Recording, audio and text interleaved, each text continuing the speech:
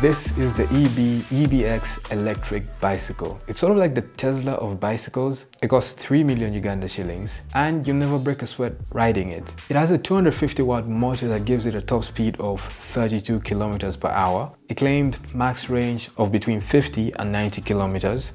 We'll test that out in the real world.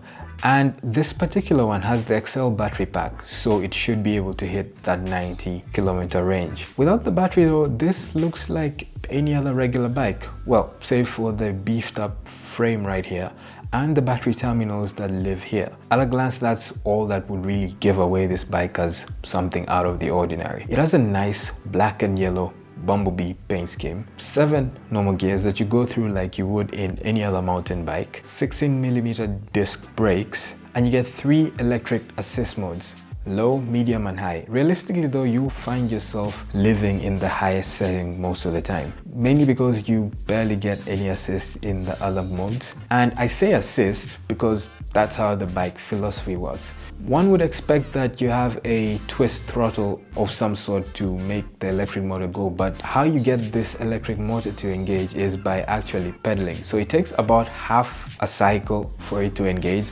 And to keep it engaged, to keep the throttle open, all you have to do is keep pedaling. So you'll keep cycling like a normal bicycle. That does mean that for the first half turn or so, you are using your own energy to get the bike moving. But once that kicks in, you can just kick back and let it do all the work. Of course, if you wanted, you could ride it totally like a normal bike without the battery, but you will be noticing the additional weight. All of this is controlled by this little panel on the left. So here you get to choose your modes, so low, medium and high. You get to see your battery status, as well as turn on the headlight and a little crawl mode. It makes it easier to push this heavy bike uphill should you ever want to get off and just push it. It takes less than a kilowatt hour to charge the battery, and this is the XL battery.